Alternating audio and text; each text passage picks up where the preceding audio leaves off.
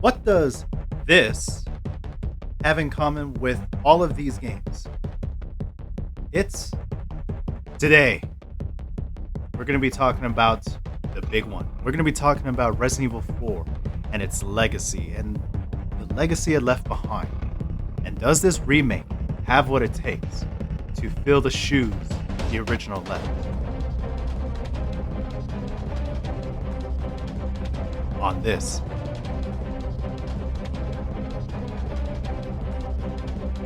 Resident Evil review.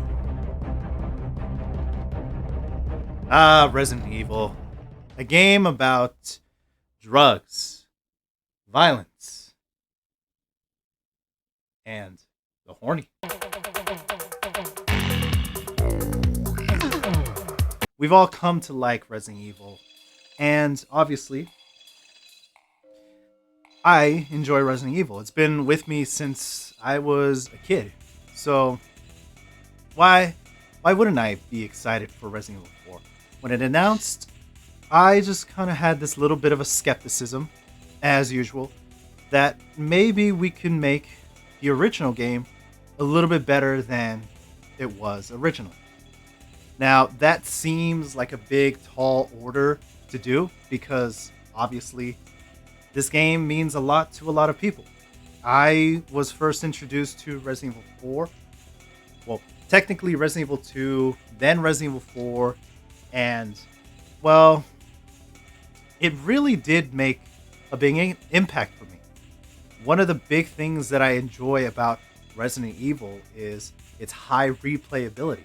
The fact that you can go from looking like this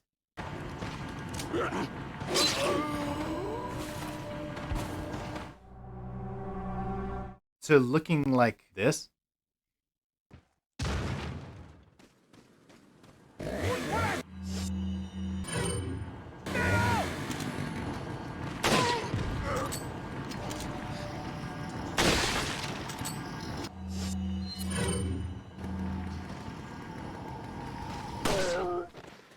It really does speak volumes when you have started to master things and you start to, well, look competent.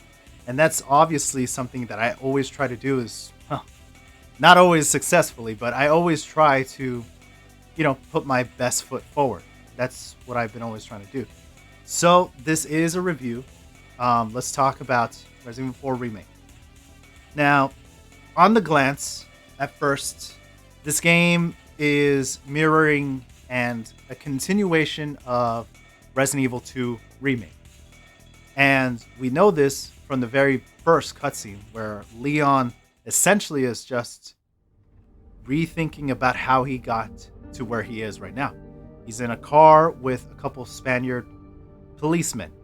And he's just riding around and he's thinking to himself, how I got here 6 years ago, right? So now we get back to the present and we see that, he has a mission. He has to save the president's daughter. Sounds like a trope for a lot of good games, it seems like. Anyways, so here we have superhero Leon coming in to save Ashley Graham. And honestly, the big difference between the original and this one is Leon's grounded, realistic approach to how he engages. First and foremost, he doesn't just speak English and just wonder if, hey, did you understand me? He actually tries to communicate, albeit broken Spanish, to at least have some kind of conversation, which obviously there's no conversation happening, so that leads to force. Anyways, the iconic thing that I do like about this is when you're dealing with a lot of enemies and you do understand that sometimes being in the middle is the worst position that you could ever have. In the original, being in the middle didn't really mean anything because they really didn't attack too much from behind, which was a good thing. But they don't necessarily group up in the manner that they do in this remake, which seems to be far more deadly when it comes to the engagements, because a lot of the times, trust me, if you've seen any of my streams, you'll notice that I do get hit by a chainsaw way too much, and it really hurts. And I have to do the chapter all over again, and it just sucks. Anyways, so with that grounded approach, he also has realistic quips when it comes to how he engages some enemies. By far, probably my favorite one is the Elegante fight. This one.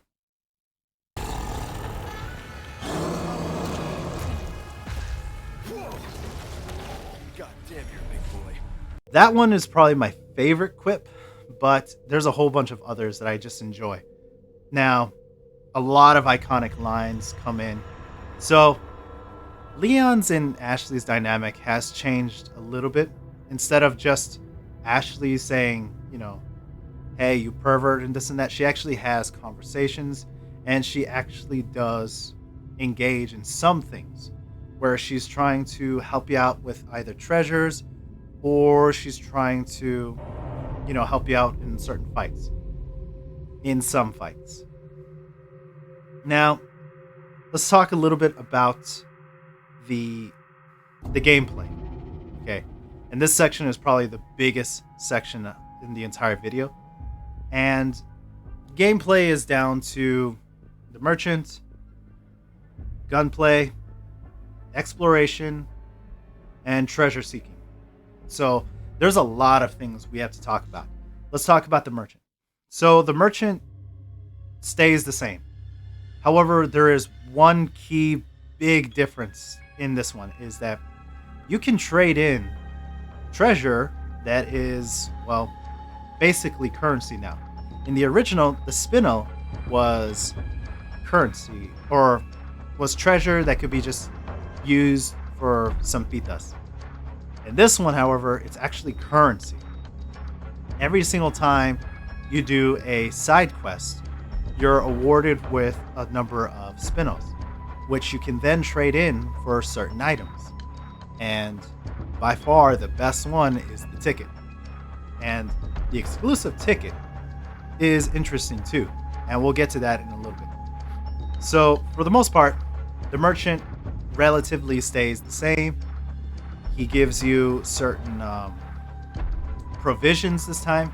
This time he's expanded from just, you know, giving you a certain limited amount of first aid sprays to now every so chapter he gives you at least one first aid spray, which is interesting because in the original you can only buy like up to 3 first aid sprays, and then he was out for like the entirety of the game. But this one, he does have resources, both small and large, that he can sell you to, and those end up to be pretty valuable, since you're not going to be finding a lot of ammunition during the quest of looking for booty. You're going to be finding a lot of treasures to kind of play around with. And let's get into the treasures part, because this goes in pretty hand in hand. So treasures are arranged by 2 groups. There are ovals, and then there are squares or rectangles. And each one has a different slot that they can be used up in, or you can sell them by themselves. However, they're not going to sell as much. Now, there are a number of treasures that actually have slots that you can just fit a gem in, and those are really valuable, and they can actually be worth a lot depending on the type of gem, and not only the type but the color of gem. There are certain combinations, and it actually tells you in game what these combinations are, and you can easily just do some math, quick maths if you want, to figure out what the treasure is going to be worth depending on, you know, what kind of gems you have and the number of colors you have. So this goes into the next one. So with that being said, the exploration has been extremely revamped, where a lot of the original game had more of a linearity to it. It was very linear. And it really does showcase a lot of not only the graphics, but also the ability to load up all the assets and load up everything. The exploration really ties in well with the treasures because you have treasures that are really out of their way. And it was always fun to go after the broken butterfly in the original and just kind of have a freebie, if you would. Which reminds me, there's no free rocket launcher in the game. The treasures, however, all come in two types. Either they can be slotted gems, or they can just be certain treasures that are essentially like the antique pipe, the elegant headdress, things like that, where they sold relatively high, but they didn't have any slots to, you know, combined like in the original. This one's a big one. So the gameplay of Resident Evil, you have parries, you have obviously the gun, you also have the knife. All of these things are very important to your survival. In addition to your gunplay, you have the ability to create more ammunition for yourself through crafting. And the crafting system is pretty simplistic. It's not like getting gunpowder, combining gunpowder A with gunpowder B makes shotgun ammo. It's just, you have either resource small or resource large, and you just combine the gunpowder with it to figure out which one you want. Now, in addition to ammunition that you craft, you can also do what we used to call side items. I forgot what they were called in Resident Evil 2 Remake. I'll have to figure it out. It doesn't matter anyways. In addition to the ammunition, you can create these to help yourself with certain enemies, especially when Las Plagas is shown off for the very first time. Having a flash grenade handy for a situation like that really does help out later on in the game when enemies are far, far tougher and their heads just explode for no reason. Anyways, so in regards to the gunplay, there's a couple reticles that you have. Mainly the rifles are iron sights, and pistols and everything else have a reticle. And it's interesting because the game tells you that the reticle will close in, which also increases accuracy, but also it increases stagger and critical rate. So waiting for that to close up is actually a very helpful way when you're first starting off the game to help increase the chance of you staggering an enemy and killing them with a headshot. In regards to that, the laser sight does come back, but it only comes back for certain weapons. This might be a little bit of a downer on my end because I do enjoy laser sight a lot, and so it's kind of hard for me to go to a different gun and have laser sight not be equipped, because it's actually really enjoyable to see that iconic laser sight target on something and then their head gets blown off. The other thing I would say is that while I understand laser sight wouldn't really help with shotguns, I mean, you could still have it with the machine pistol and submachine gun. That would be nice to have. I think that would be like my only drawback, is that the laser sighting system that made Resident Evil 4 iconic is a little downplayed in this one. I kind of wish there was a laser sight for all weapons and not just a default reticle for shotguns and TMPs and pistols. I think that would be fun to just kind of have, a laser sight fitted on your shotgun and just have it hit what you want it to hit. So that, I think, could be fun in future updates if they ever do, because now I'm in a situation where I'm a little bit in limbo now because I'm playing the game a lot, and I haven't really stopped playing the game, and the game is actually starting to become up to where now I can actually give my thoughts and figure out what it is that I like and dislike. So every single gun comes back from the original game, and there's a few additions. The mine thrower does not come back. It's actually replaced with the bolt thrower, which becomes the mine thrower later on. But for now, it's essentially two weapons in one, where it's a crossbow that turns into an attachable mine. So it's half and half, right? New weapon to old weapon.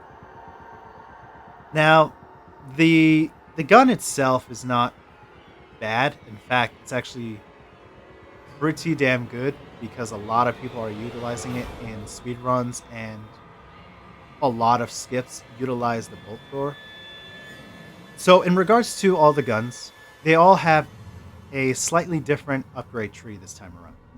Now, you'll remember that certain weapons in the original game do not have exclusive perks, one of them being the Killer 7. The Killer 7 in this one actually does have an exclusive perk this time around, and that is a critical headshot rate of times 5, which is the same as the starting pistol. Now, I've always enjoyed the starting pistol, and I never really went away from that starting pistol. However, I have always disliked the ammunition that the original had, which was you were forced to bring it all the way up to 25 ammo capacity to get the exclusive perk. And let's talk about the ticket now. So, the ticket in this game allows you to access the exclusive perk without the need to upgrade the weapon fully. This allows you to either change the ammo capacity to how you would like your ammo to be. Not only that, it also allows you to bypass a lot of money if you really just need a certain perk. Like, for instance, the Broken Butterfly's 1.5 multiplier. And that actually does help out with beating Salazar pretty quickly. So it does help out a lot. And not only that, it also allows you to upgrade a weapon and tune it to how you want it to be tuned. If you don't like the ammo capacity to be really high, you could easily just leave the ammo capacity, tune up everything else, and then just have the ticket to bring the exclusive perk out. And this is something that I've enjoyed too, because I do like my 6 shooters to be, well, 6 shooters, you know, the big iron. I just enjoy that aesthetic of it, you know. Reloads in this game take on a little bit more of a actual presence. Unlike in the original was very fast paced. Also, obviously to compensate for the fact that you're standing still. But in this one, you're not necessarily standing still anymore. You can move around while you're reloading. So this also helps with the fact that you need to move around and stay active in gunfights. Now, I do enjoy the fact that you can actually cancel your reload animation with 2 ways. You can reload cancel with your knife. If an enemy is coming your way and you're still reloading, you can parry an oncoming attack, and you would have either canceled your reload a little early or right on time, depending on when you cancel it. But you also have the ability to cancel your reload by switching weapons. This is something I do a little bit more often because sometimes I really do need to change weapons first. So, in regards to the reloads, I don't necessarily have a problem with it. It's more like you just gotta, accept it. Alright, so let's talk a little bit about the bad, the good, and the ugly. So, let's talk about the bad things first. Because I don't have a lot to say about bad things, really. And honestly, there's not a lot of bad things in this game. So let's talk a little bit about performance. Ada Wong's performance is very subpar. Very subpar. It really stands out. And it doesn't stand out for a good reason. And the reason why it doesn't stand out is because it just doesn't sound like Ada Wong. Ada Wong, for a very long time, is very flirtatious with Leon, with the opposite gender, and just really, she kind of seems a very mystique type of person. But in this one, she doesn't seem that way. She has the mannerisms of a sexy spy, female, fatale, but she doesn't have a voice that says the same as her actions. It doesn't seem the same. Something about her voice is just kind of off. And you really do hear this when she's meeting Leon for the very first time, where it just doesn't have this chemistry with it. I mean, you can easily compare this one here.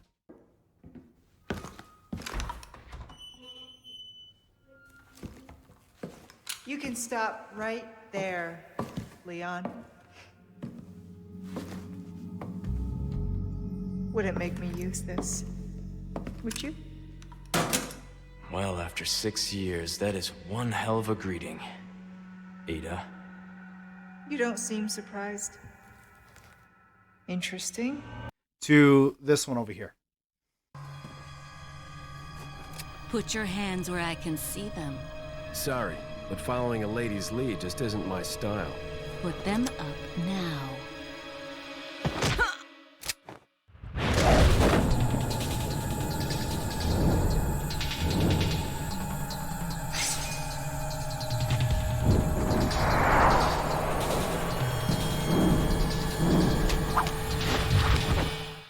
Bit of advice, try using knives next time. Works better for close encounters. Leon. One has this sly little banter where you can easily hear a little bit of a smile to Sally Cahill's performance, where basically she holds Leon at gunpoint.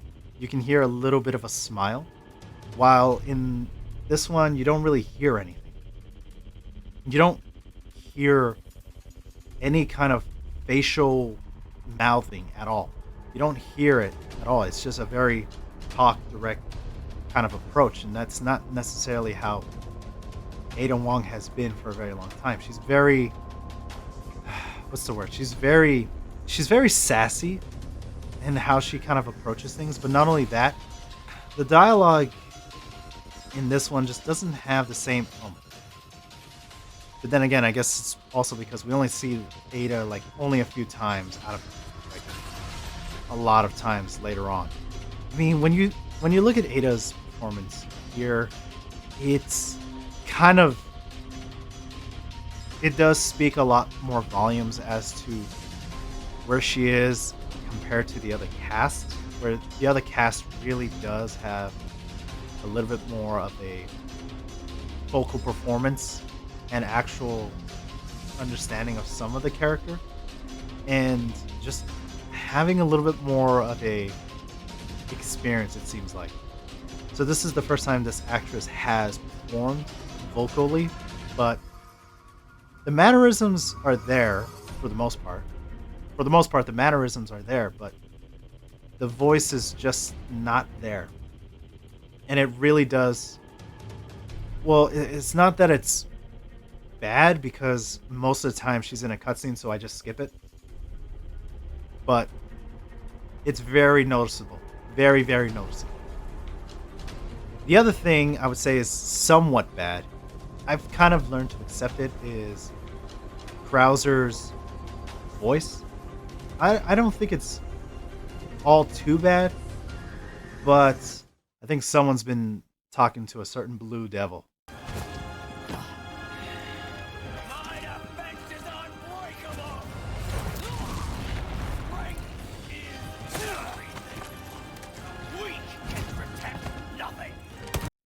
So, Krauser obviously isn't that bad.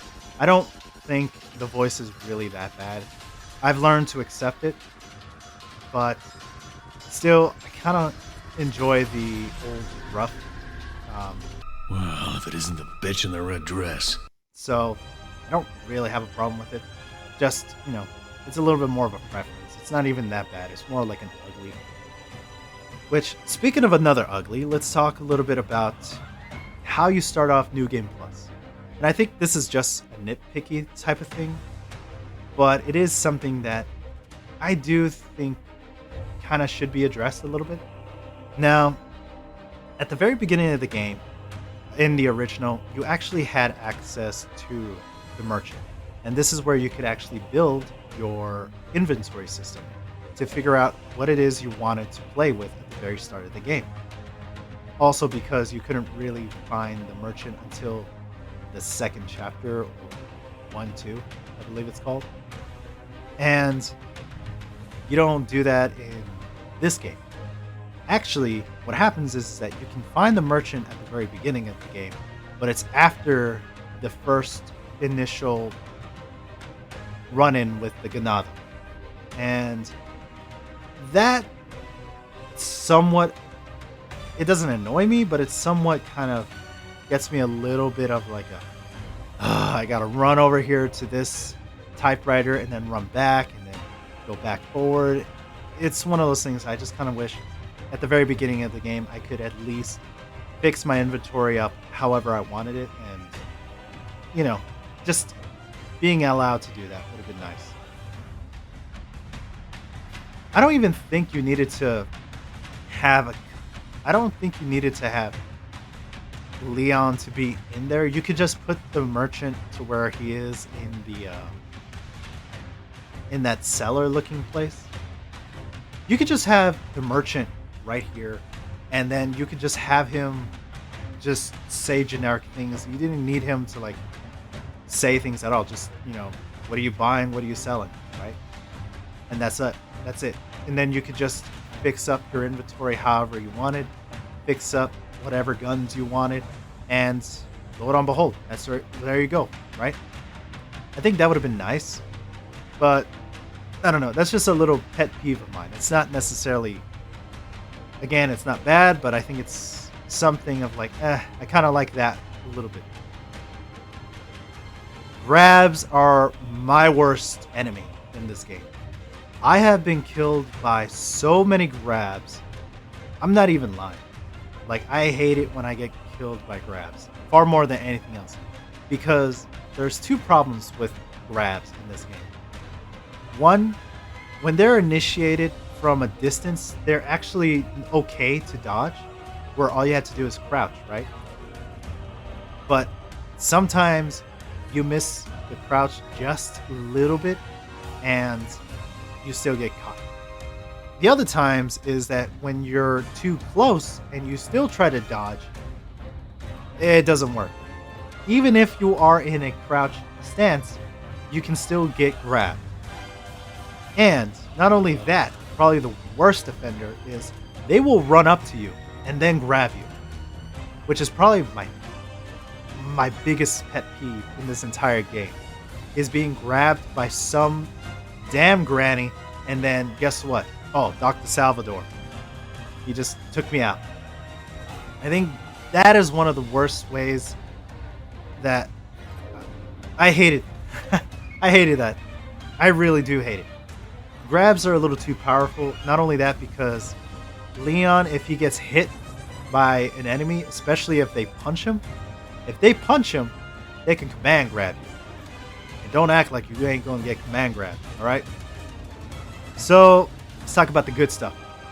There's a lot of good things in here, and I'm going to keep it short, because there's not much here to go away from. Parries are badass. Parries are awesome. Parries can save your life, and seriously, keep your knife up as much as possible. That's probably the best tip you can give someone, is keep your knife up at all times. You will never know when you actually need your knife until it's gone. The other thing I would say is that the guns are really accurate. there are some times where it kind of gets a little annoying where they sway somewhere where you weren't aiming, and it's like, what the hell happened here? I wasn't aiming there. But other than that, really, the guns are just really good. Close range, long range, medium range. They're really good everywhere. The other thing I would say is that the traversal system is really good. There's not a point in time where I felt like I am trudging along, except maybe a couple places, and I'll probably get to that. Like, towards the island, I start to get a little bit like, oh, here we go again, right? But in the village, I have actually no problem with the village. The village I enjoy a lot. The castle, some places where I have to deal with the armored giant. The armored giant is a little bit annoying to deal with, but I don't really have a problem with that section of the game in the castle. Okay, so nothing really was cut. If anything, certain things were changed. One of the big changes, though, was JJ. This guy. Yeah, that guy right there. JJ was turned into this guy. And that guy is alright, I guess. He's not that bad. JJ, however, was very distinct because he's the only enemy that has a red beret, and he has an eye patch, and he has a Gatling gun. All of which make for a pretty badass enemy to face. Which I'm kind of sad that JJ's not back. Because, I mean, he's a very iconic he's like a mid-tier type of character. Kind of like the Regenerators. He's very, very slow, but at the same time, he can kick your ass if you're not ready for him. Regenerators come back. I always knew they were going to come back. There was no way in hell that they were going to be cut. Like, I called it a long time ago, especially in that video I said. Right? And you can see it right here. I said it a long time ago where basically they wouldn't cut that. I didn't think about JJ being turned into the Brute. And they did cut the U3 fight. Thank God. I hated that fight. I really do hate that fight. There's nothing about that fight that really seems fun. There's nothing fun about it. And I'll probably show up a map about it. If you look at the map, there are 3 containers that you have to go through. And you have to literally do a circle. You go one way, then you come back the other way, and then you have to go to the next section of the container. And you do that 3 times. There's nothing scary about it. It's more or less about tension. U3 was disgusting and grotesque, don't get it wrong, but I never found him scary. Probably the worst thing I had to do was kill a Regenerator, the strong threat, with a knife. But the big thing I would say is that all enemies come back. And those damn bugs come back too. Boy, let me tell you, they are by far the most pesky villain in this entire game. And I'll probably get to this other pet peeve of mine right now. One thing that I enjoy Resident Evil about is that the final boss for nearly every single main installment has been a 1v1 all the time. Now, there are some exceptions, like in Resident Evil 5, it's more of a 2v1. But, I mean, that's not necessarily what I'm talking about. I'm talking about it's always been 1 versus 1 all the time, except now. And in Resident Evil 1, it was the Tyrant versus Jill or Chris, and, you know, Barry or Rebecca. But you also had Resident Evil 2 with Birkin and Leon or Claire. Resident Evil 3, Nemesis, Jill. Resident Evil 4, Leon and Sadler, original. Then Resident Evil 5, 2v1, Wesker, Sheva, and Chris. Resident Evil 6 was, well, I don't even want to remember that guy's name. Resident Evil 7 was that one boss, the weird tentacle thing. Resident Evil 8 was Mother Miranda, Code Veronica, Alexia Ashford. I mean, come on. I mean, we have different... It was always 1v1, is my point. But this game kind of annoyed me with the fact that Sadler brought in the Novistadors to kind of extinguish you. And that's what's really like... That one hurt a little bit. Because that was by far the most annoying thing to work out, was figuring out how to deal with this fight while everything and its mother wanted to kill you. So that's why I learned how to utilize the rocket launcher, something that I've totally forgot to use in my very first playthrough, mostly because I didn't actually have enough money to buy it. But let's talk about bosses for a second. Now, I already alluded to Sadler's boss fight being kind of annoying, but Chief Mendez comes back. The Big Cheese really is essentially the same. He doesn't really change too much. He has a couple new things up his sleeve, but for the most part, he doesn't really change at all. So he's rather the same. Salazar, though, he changes completely. And Salazar doesn't stand still anymore. He's actually mobile. He's really elusive. But he has a fatal weakness. If you have 2 golden eggs, you can literally kill him with 2 golden eggs. The other thing you can do is throw a golden egg, then shoot 4 magnum rounds into his face. After that, I just said, you know what? I'd rather just take the golden egg and kill him with 4 shots, because his main way of dealing damage is rather interesting to dodge. He has a spray of black liquid goo that he just sprays everywhere, and if it hits you, it does major damage to your ballistic vest. And if you cannot deal with it, well, best of luck to you. That's all I can say.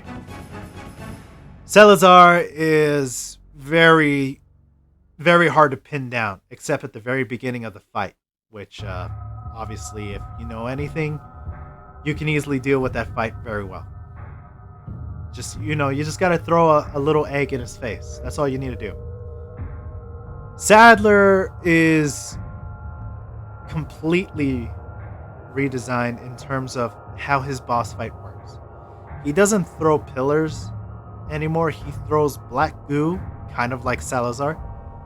And the problem I have with it is that sometimes, holy crap, is it so hard to deal with it. And that is probably my biggest pet peeve with it is, man, the black goo just completely destroys you, and good luck with it. The other thing that I enjoy about Sadler is that he's insane. He's completely insane. I mean, just check out this right here.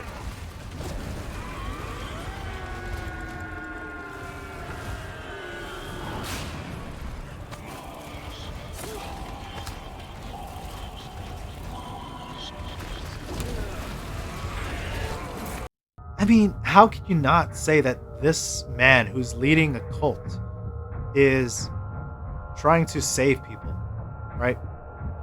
He's really lost a lot of just any kind of regards to humanity at all. And he's insane. And I honestly enjoy that change, because it really makes a good villain is when they're so far gone that you realize that this monster needs to be stopped. And I think that's something that was really portrayed well, especially for Sadler. Because Sadler was very comical in the very first game. Or I should say in the original game. In the original game, he was rather comical where, he would banter with Leon, but he was he was rather sane because he was always in control and he was always, out there doing things. This one, however, he's very much of behind the scenes. He's telling people what to do still, but he's far more menacing because he's essentially controlling everything. And you can tell he's controlling everything because he takes a shot in the face and literally stops Leon in his tracks multiple times. And it's something that really says that this person is going to be a nightmare to deal with if you have the parasite in you. The other thing I would say that Sadler does very well is that he has this aura, or I shouldn't say aura, but he has this air around him that he is this godly being. He is something that is going to lead the cult into essentially world domination. And it's very scary when you look at it that way. He's always calm and composed. He's never really shown to be angry, ever, except towards the end. But towards the end, that's about the end of it, really. So, Sadler was done very well. Chief Mendez's backstory has been altered a bit. Ramon Salazar is really, really sinister. Ramon Salazar is just he's a jerk. That's all I can say. He's a jerk. And he's not a good person at all. But Sadler was just that cool, confident, and very scary individual to deal with. Chief Mendez is also a very scary dude, but he's just menacing. I mean, he's just standing there most of the time. But Ramon Salazar is just evil. That's all I can say about it. They really changed him to be something evil. In the original game, he was a little bit more of a goofy character, honestly. Especially this one right here. Say whatever you please. Die, you worm! So, let's talk a bit about the overall experience I had. The overall experience I had with the game was rather tense. It was frustrating. But at the end of the day, I feel really, really satisfied with the game that I played. I enjoyed a lot about this game. There's a lot to enjoy about this game. The biggest thing that I can take away is that this game is tough if you don't know anything and you just kind of go in blind. This game can be tough, but with a little bit of knowledge and application, you can figure out what it is you need to do for the most part.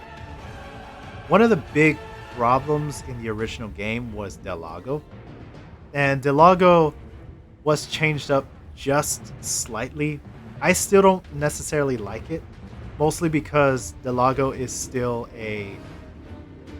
it's a tadpole that just swims around and you have to throw harpoons in its ass. Nothing really changed. I don't necessarily care about that, mostly because I knew Del Lago was not going to be cut out. I didn't know exactly how they were going to change it, but it's nice that it's a little bit more interactive, but it's still a tadpole that you have to throw harpoons in its ass, so it's not necessarily that great. Overall, does this remake fill the shoes of the original? I would say yes. And one of the big reasons why I would say yes is because I recently tried to play Resident Evil 4 again, right after I beat Resident Evil 4 Remake. And I found myself not wanting to play Resident Evil 4 because I wanted to parry. I wanted to move around when I shoot. I wanted to do a lot of other things that I couldn't do in the original. And I was okay with some of the things being cut, especially U3, which I still don't like, even to this day. The other thing I would say that got cut would be the laser room. The laser room was just more of like a nod to Resident Evil 1, the movie, and it wasn't even that really big of a thing. It doesn't really add anything. It doesn't really do anything for me because I'm not really that fanatical when it comes to certain things. But this game really is, would I consider it a modern masterpiece? I think we have to wait for it. And the reason why we have to wait for that is because a modern masterpiece is something that can't really be done when you're following a remake, right? You can't really make a masterpiece out of something that was already good, right? You can make it better, but will it be so good that it blows everything else out of the water? I don't know. It's definitely probably one of the better games out right now, but will it be better later on down the line? I don't know. And that is something that I can't really speak on. However, what it does very well is bring back Resident Evil 4 and bring it back in a way where people can actually enjoy the replayability that I did when I was little, when I was 14, when I was 15. I really enjoy the replayability of this game. I've already played it almost 8 times already. Hell, I've played it, I'm already redoing another challenge run. And even at the time of this recording, I'm still playing on a different, I'm still playing it even offline. So there's a lot that I play around with, but will it be a masterpiece? Only time can tell on that one. However, what it does do is it brings back survival action horror in a way that hasn't been done in a while.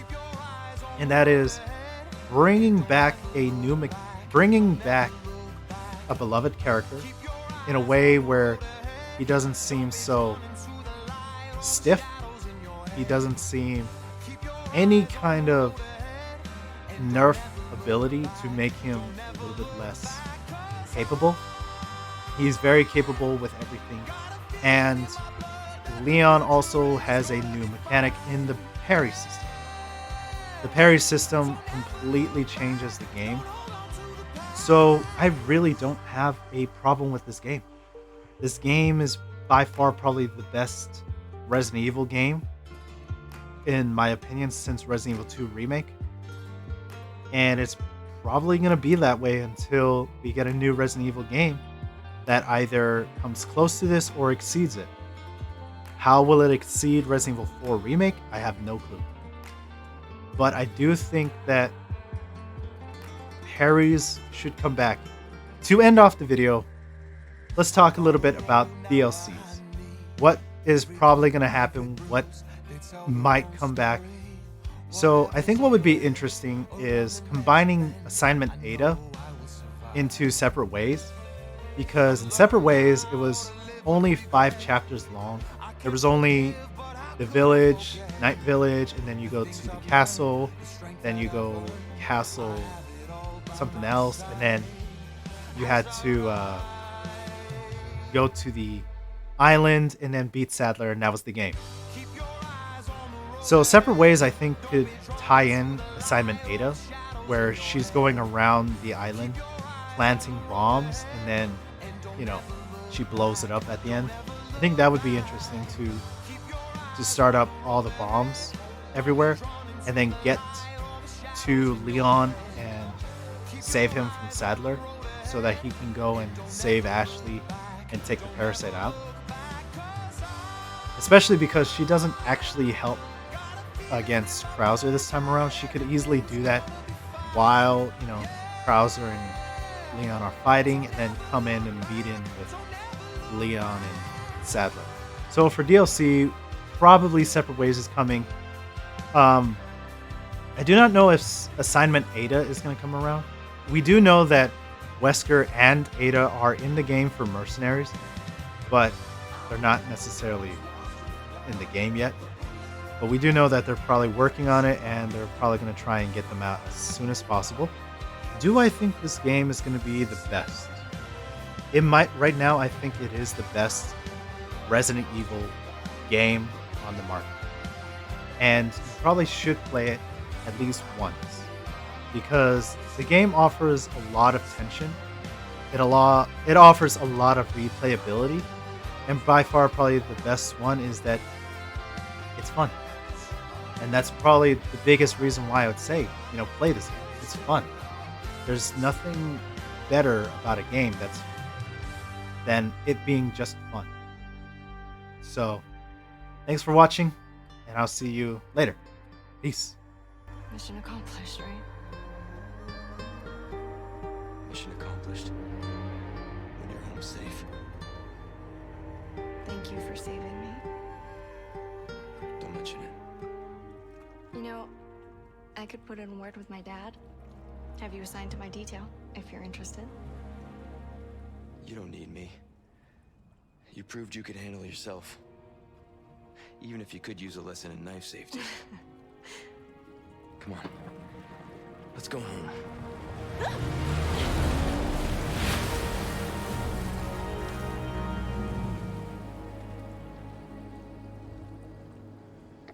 Condor 1? Roost to Condor 1, do you read me? Come in. I said come in. Is this thing even on? Leon! Leon, are you and Ashley all right? Where are you? Come on! Hey, so you made it to the end of the video. Thanks for watching again. So you might have noticed that there's not a lot of Twitch streams on my channel anymore. That is because I have deleted them. And they are now on a different channel. They are on this channel right here. And there are other things that are happening. I just can't necessarily put them up yet. Mostly because there's nothing there yet. But I do have an Instagram where I will post previews and I will post, other things later on. But for now, there's nothing, and I will get to work on that later. Anyways, thanks again for watching. Leave a like, leave a comment. Comment exactly what it is that you want to talk about. Mostly, I want to hear about passions, mostly. Anyways, I will see you later. Peace.